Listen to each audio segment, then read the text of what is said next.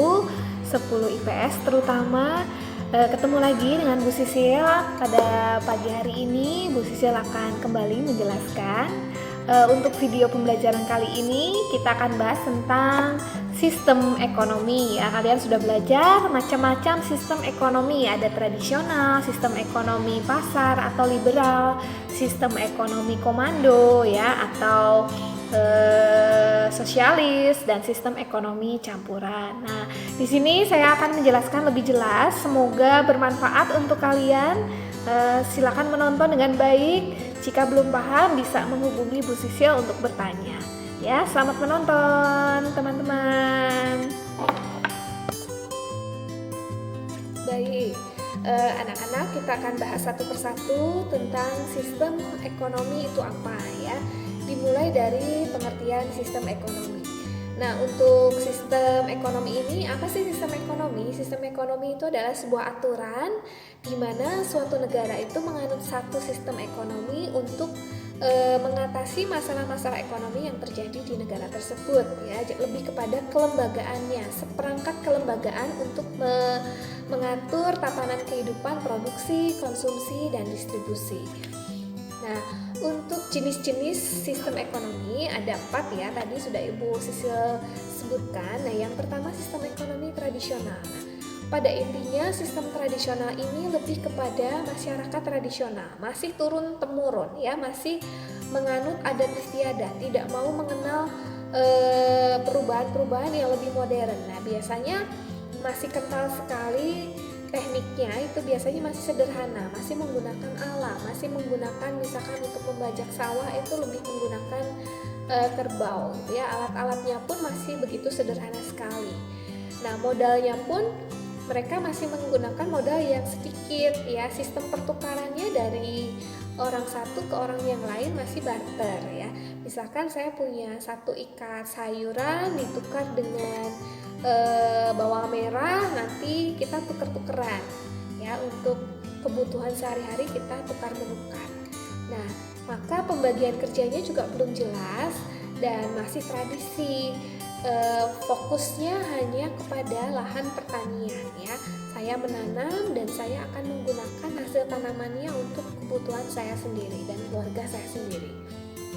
Nah, maka untuk sistem tradisional sebetulnya kelebihannya ada ya. Kelebihannya mereka masih, masyarakat dulu itu kan biasanya masih kental sekali ya, kekeluargaannya masih kental, gotong royongnya masih bagus sekali. Lalu kejujurannya ya, daripada cari untung kan, karena belum mengenal uang, mereka jadi orientasinya tidak mencari uang tapi lebih kepada memenuhi kebutuhan gitu ya. Kejujurannya sangat kental sekali. Lalu tidak individualistis, jadi masih rasa tolong menolongnya masih kental. Nah, bagaimana dengan kelemahan? Kelemahannya tentunya ada, karena masih terbatas, hasil produksinya masih alam, maka mutu barangnya masih rendah ya, mutu barangnya masih rendah, dan pola pikir dari masyarakatnya juga masih statis ya, tidak mau berubah menjadi lebih modern. Jadi mereka lebih menggunakan alat-alat yang sederhana sekali. Ini kelebihan, kekurangan dan kelebihan sistem ekonomi tradisional. Nah, untuk sekarang ini negara-negara itu sudah tidak ada lagi yang menganut sistem ekonomi tradisional, karena sekarang negara sudah menggunakan uang, sudah ada pasar ya, sudah saling berinteraksi, sudah mencari keuntungan dan sebagainya. Sistem ekonomi yang kedua yaitu sistem ekonomi pasar. Nah, sistem ekonomi pasar ini dikenal juga dengan nama sistem liberal, sistem kapitalis ya. Apa sih sistem ekonomi pasar ini? Tentunya sistem ini seluruh kegiatan ekonominya itu biasanya diserahkan sepenuhnya kepada masyarakat ya, pada masyarakat, pada swasta. Jadi semua masyarakat bebas dalam berproduksi, mau mengkonsumsi ya, mau menjadi pengusaha boleh. Maka ciri-cirinya pastinya pemerintah tidak ikut campur karena semuanya diserahkan kepada masyarakat. Dan biasanya terdiri dari 2 golongan, yang satu pemilik modal, yang satu golongan pekerja. Jadi kadang-kadang terjadi kesenjangan ya, yang kaya kaya, yang miskin miskin. Karena apa? Yang miskin tidak punya modal sehingga kalah ya, mau tidak mau menerima gaji yang kecil karena mereka tidak bisa apa-apa, tidak punya modal. Dan orientasi seluruh kegiatannya itu biasanya untuk mencari keuntungan. Nah, itu ciri-ciri dari sistem pasar. Maka ada keunggulan karena setiap orang itu bersaing ya, maka persaingannya biasanya persaingan untuk maju. Setiap masyarakat itu bebas untuk berusaha ya, bebas mau jadi pengusaha apapun silakan. Maka inisiatif kreasinya itu sangat bagus sekali. Setiap individu bebas, persaingannya persaingan maju. Terus barang-barangnya karena mereka bersaing gitu ya, ingin menghasilkan barang-barang yang bermutu. Nah, mutunya sangat baik. Nah, untuk kelemahan karena tadi kaya-kaya, yang miskin-miskin, sehingga terjadi kesenjangan ya, kesenjangan ekonomi, tidak merata pendapatannya, sulit sekali melakukan pemerataan pendapatan. Kadang-kadang karena saking seringnya mereka bersaing, sehingga antara satu dengan yang lain kadang-kadang itu persaingannya tidak sehat ya, saling menjatuhkan satu dengan yang lain.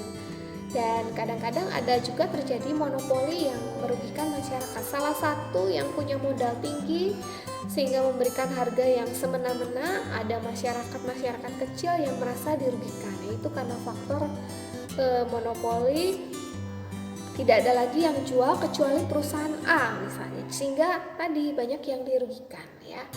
Prakteknya itu lebih ke mengejar keuntungan setinggi-tingginya.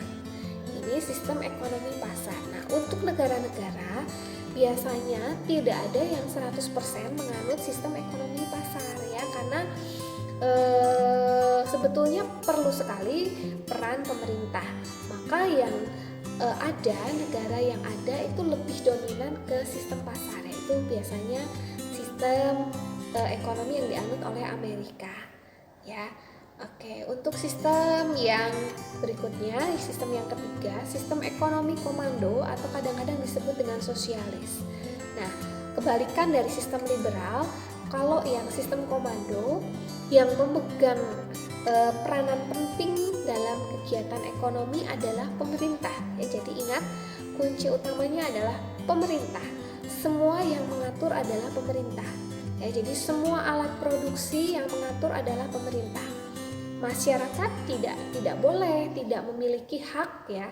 Hak milik perseorangan hampir tidak ada, tidak memiliki kebebasan masyarakatnya. Jadi semua yang mengatur pekerjaan dan alat-alat produksi adalah pemerintah. Nanti masyarakatnya tinggal mengikuti apa yang diminta oleh pemerintah, sehingga kebijakannya penuh diatur oleh pemerintah. Maka ada kelebihannya, karena semua yang mengatur pemerintah, masyarakat harus ikut ya, harus mengikuti perintah dari pemerintah. Maka pemerintah lebih mudah mengendalikan inflasi, pengangguran juga sedikit, lalu pasarnya berjalan dengan lancar ya. Pemerintah turut campur tangan dan jarang terjadi krisis ekonomi. Maka syarat utama, pemerintah harus memiliki power yang kuat ya dalam mengendalikan negara. Kalau pemerintah tidak memiliki power, maka akan sulit. Jadi syaratnya pemerintah harus punya power. Tapi ada kelemahannya sistem komando, karena semua yang mengatur pemerintah, maka kelemahannya inisiatif, kreasi, kebebasan masyarakat itu tidak ada. Lalu kadang-kadang karena dimonopoli oleh pemerintah ya, ini merugikan masyarakat ya. Masyarakat tidak bisa apa-apa, hanya mengikuti perintah dari pemerintah saja. Nah, biasanya untuk yang sistem komando ini dianut oleh negara-negara yang menganut sistem komunis ya. Untuk yang keempat, sistem ekonomi campuran.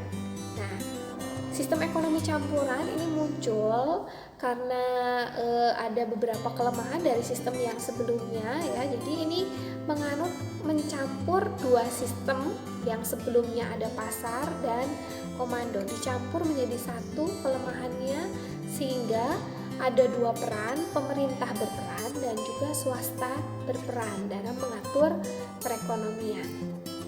Nah, sehingga ada kelebihan ya. Kelebihannya apa? Sektor ekonominya diatur oleh pemerintah, lalu individu bebas berkreasi, dan harga juga mudah untuk dikendalikan ya. Kelemahannya karena lebih banyak pada pemerintah, jadi peran pemerintah lebih berat. Kadang-kadang negara yang menganut campuran itu timbul nepotisme, kolusi, korupsi, KKN ya dalam kegiatan ekonominya. Nah, ini untuk sistem ekonomi campuran. Untuk negaranya, banyak sekali negara yang sudah menganut sistem campuran di mana pemerintah dan swasta ikut berperan. Contohnya salah satunya Indonesia, Cina yang awalnya dulunya sistemnya komando ya, sosialis, sekarang sudah beralih menjadi campuran. Untuk sistem ekonomi Indonesia khususnya ya, sistem ekonomi Indonesia kan menganut dari campuran. Nah, lebih kepada sistem demokrasi ya, dari rakyat, oleh rakyat, dan untuk rakyat. Maka landasannya berdasarkan Pancasila, Undang-Undang 45 khususnya pasal 33 ya, ayat 1, 2, dan 3 dan 4 dan GBHN. Nah, kita akan lihat Undang-Undang 45 pasal 33 terutama ya, karena pemerintah itu juga memegang peranan, maka kita memiliki perusahaan-perusahaan BUMN ya, karena cabang-cabang produksi yang penting bagi negara dikuasai oleh negara ya, menguasai hajat hidup orang banyak itu dikuasai negara. Misalnya contohnya listrik dikuasai oleh PLN, lalu kereta api dikuasai oleh PT KAI. Nah, ini salah satu implementasi dari pasal 33 ayat 2 ya, ayat 2 dan ayat 3. Nah, maka karakteristik perekonomian Indonesia memiliki ciri-ciri. Di sini sumber-sumber daya yang vital dikuasai pemerintah, dan pemerintah menyusun peraturan, perencanaan, dan kebijakan-kebijakan di bidang ekonomi ya. Ini semua dilakukan dan memperbolehkan masyarakatnya bersaing secara bebas tentunya, tapi ada aturan-aturan yang dikelola oleh pemerintah. Nah, mungkin itu penjelasan dari sistem ekonomi dari awal sampai akhir. Oke, baik. Terima kasih kalian sudah menonton video pembelajaran kita hari ini. Semoga kalian semua paham dan tetap sehat dalam mengikuti pembelajaran PJJ, dan kalian bisa mempersiapkan diri untuk mengikuti penilaian harian ya untuk bab sistem ekonomi dan masalah pokok ekonomi pada pertemuan berikutnya. Baik, kita akhiri dulu pembelajaran kita hari ini. Tetap semangat. Salam ekonomi.